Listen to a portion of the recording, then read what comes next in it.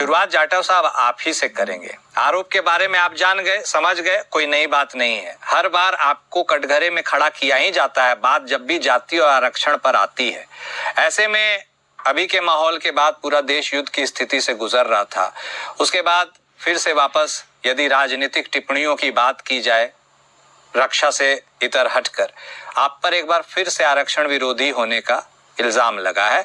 2 examples दिए गए हैं साफ तौर पर कि जितने विश्वविद्यालय हैं उनमें प्रोफेसर्स इत्यादि लेक्चरर्स के बारे में बताया, किसी में भी पीडीए वर्ग का प्रतिनिधित्व नहीं है। और दूसरा वो प्राथमिक शिक्षकों की भर्ती का मामला है। हर बार आप ही क्यों कटघरे में खड़े रहते हैं सर? मेरा यह सवाल स्पष्ट आपसे है। और क्या यदि हर बार आपको कटघरे में खड़ा किया जाता है तो आप कुछ ऐसा क्यों नहीं कर देते हैं कि मामला एकदम उलट जाए और फिर आपके बारे में लोग बोले कि सबसे ज्यादा समर्थन तो आप ही करते हैं आरक्षण का?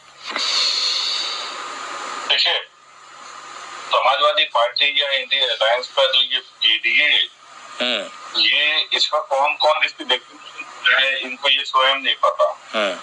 बेसिकली जो है कि शेड्यूल कास्ट को भी पीडीए में शामिल कर रहे हैं, क्योंकि शेड्यूल कास्ट का प्रतिनिधित्व जो है वो लगातार बना हुआ है। और शेड्यूल कास्ट के रिजर्वेशन की अगर बात करें तो 2012 में प्रोन्नति में आरक्षण के विषय पर जब मामला जो है 1,28,000 जो उत्तर प्रदेश के जो वो थे, क्या नाम है, कर्मचारी थे, वो रिवर्ट हुए। और वो रिवर्ट केवल अखिलेश यादव जी के कारण हुए, क्योंकि ये अखिलेश यादव जी ने प्रोन्नति में जो आरक्षण है वो सुप्रीम कोर्ट के डायरेक्शन के बावजूद उन्होंने लागू नहीं किए। तो 1,28,000 शेड्यूल्ड कास्ट जिनको ये लोग दलित कहकर के अपमानित करते हैं, उनका वो जो है ना वो रिवर्ट हो गए। कौन सी बात कर रहे हैं रिजर्वेशन के ऊपर?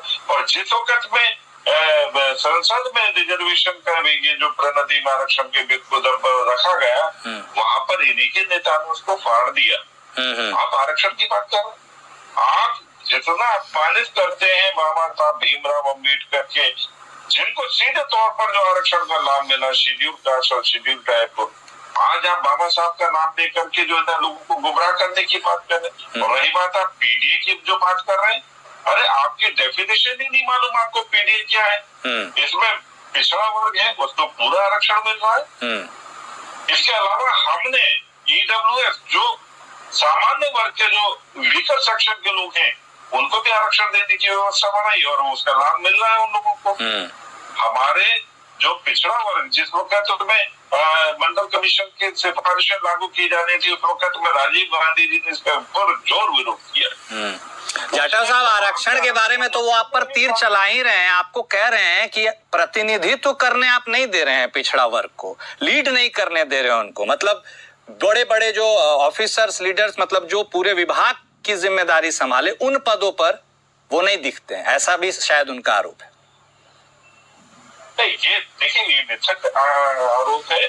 जो जैसा जिस पद के लिए जो है वो काबिल है उसको वो पद मिल रहे।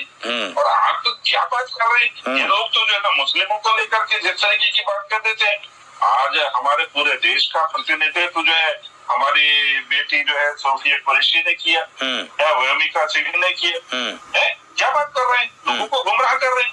आज इतना बड़ा युद्ध हुआ है, चल रहा है अभी, उसमें हमारी देश बेटियां जो है वो प्रतिनिधित्व कर रही हैं और वो देश की नागरिक है। मैं उनको किसी इनके आनंद फानंद जो बनाते हैं पीडीए वगैरह उससे नहीं जोड़ूंगा। वो देश की वीर हैं और उन्होंने देश को रिप्रेजेंट किया। उसमें ये जातियां ढूंढे ना, क्यों परेशान हो रहे हैं?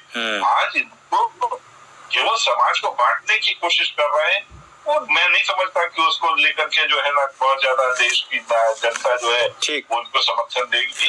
देश की जनता अच्छे पढ़ाई लिखाई करके प्रतिनिधित्व कर रहे हैं। महिलाओं के योगदान को मैं समझ रहा हूँ, उसको मैं नकार नहीं रहा हूँ। मैं उसके बारे में नहीं आपसे जानना चाह रहा हूँ। मैं ये जानना चाह रहा हूँ कि आपकी सरकार जो महिला आरक्षण का बिल लाई थी वो कहाँ है, किस स्थिति में है? ठीक है जाटव साहब, वो पूछ रहे हैं कि आपकी सरकार जो महिला आरक्षण का बिल लाई थी वह कहाँ है, किस स्थिति में है। सुरक्षा के ऊपर उनसे आपसे सवाल नहीं पूछ रहे और महिलाओं की भागीदारी में।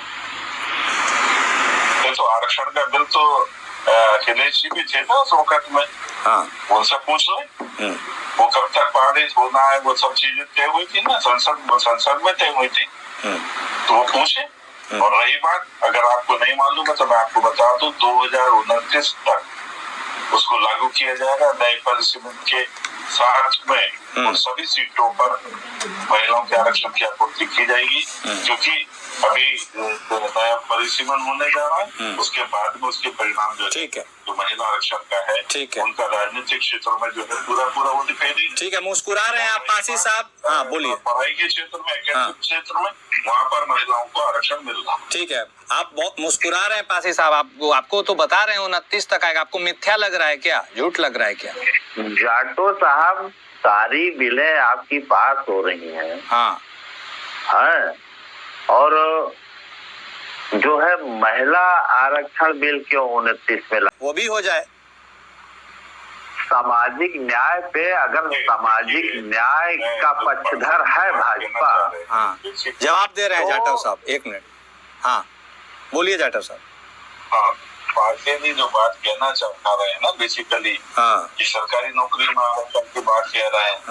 अरे सरकारी नौकरी में तो आरक्षण तमाम पर्याप्त मात्रा में है, मगर आपको परेशानी इस चीज की हो रही है कि सरकार जो है ये निजी क्षेत्र में जो काम क्यों दे रही है। अरे अपने समाज को, और जो अनुसूचित जाति, जनजाति और पिछड़ा वर्ग का जो समाज है उसको आत्मनिर्भर बनाने की ओर काम करे ना पासी जी, ताकि वो अपने अनुसंधान खोले, वहाँ पर नौकरियां दें।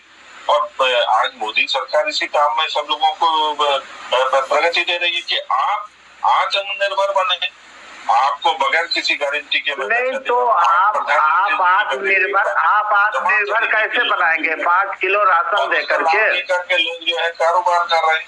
नहीं, इन लोगों को आत्मनिर्भर आपकी सरकार और आप कैसे बनाएंगे? 5 किलो राशन दे करके आत्मनिर्भर आप इन लोगों को कैसे बना रहे हैं? 5 किलो राशन दे करके।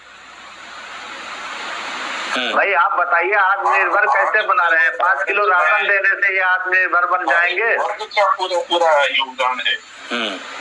वैसे तो मुश्किल होगा ना, ये बीच में डिस्टर्ब कर रहे हैं। हाँ नहीं ठीक है, बोलिए जाटव साहब, सवाल था उनके मन में। नहीं कर रहा। हाँ, उस सवाल का जवाब चाह रहे हैं आपसे, बोलिए सर। अब वो क्या था सवाल, मुझे बता दें। हाँ, बोल रहे हैं कि कैसे आत्मनिर्भर बनाइएगा आप लोगों को 5 किलो मुफ्त में राशन दे करके, या रोजगार देकर।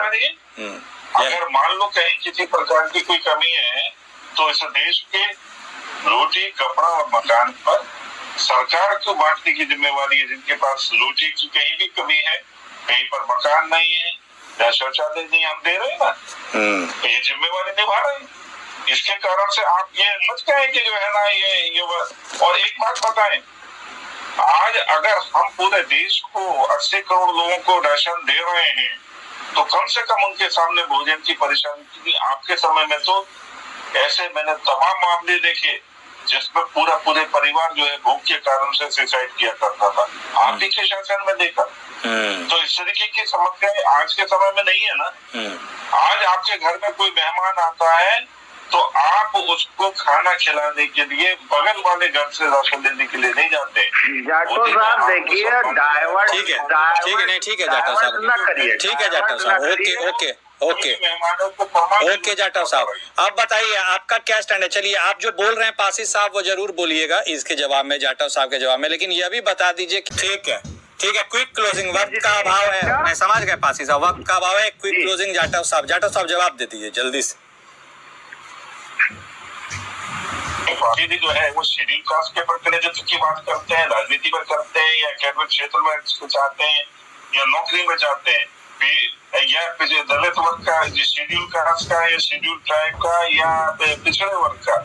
शेड्यूल कास्ट को पूरा प्रतिनिधित्व मिल रहा है, राजनीतिक क्षेत्र में भी मिल रहा है, और क्या नाम है, एकेडमिक क्षेत्र में भी मिल रहा है, और पिछड़े वर्ग को भी मिल रहा है। इसमें कौन सा नया है जो है ना फॉर्मूला इस्तेमाल करना चाह रहे हैं? कहीं भी कोई सीटें जो है ना वो अधूरी नहीं है, सारी सीटें फुलफिल है, और जहाँ पर योग्य है वहाँ पे योग्यता के अनुसार उसको प्रमोशन भी मिल रहा है। प्रमोशन में प्रोन्नति में आरक्षण के विषय पर तो दिक्कत आपने पैदा की। जो लोग प्रमोटेड थे एग्जीक्यूटिव इंजीनियर बन चुके थे, आपके शासन में जो है ना वो सब जूनियर इंजीनियर बना दिए गए। तो दुर्भाग्यपूर्ण तो आपकी नीति है। आपने शेड्यूल कास्ट के साथ में जो हित किया है 2012 में, वो पूरा देश देख रहा है। जाटा साहब, वो लगता है ये भी कहना चाह रहे थे कि आपको लगता है कि रोजगार का आज की जो नई, जल्दी से सर, आज की जो नई युवा पीढ़ी है उसके पास रोजगार के जो अवसर हैं या रोजगार, डायरेक्ट रोजगार है, उसका अभाव है, और शिक्षा प्रणाली काफी महंगी हो गई है प्राइवेट स्कूल्स में, उसके चलते वो वंचित रह जा रहे हैं। मोदी सरकार स्वरोजगार में सभी लोगों को, जितने युवा हैं, उनको पूरा ऋण दे रही है, उनके पूरे रास्ते खुल रही है, उनको ट्रेनिंग के भी प्रोग्राम दिए जा रहे हैं। तो इस प्रकार की बात जो है बिल्कुल भ्रामक है। इस प्रकार की कोई घटना और आगे भी जो जिस तरीके की योजनाएं चल रही है उसका लाभ प्रदेश की जनता को मिलेगा। ठीक है, बहुत धन्यवाद आप दोनों खास मेहमान का हमारे साथ जुड़ने के लिए।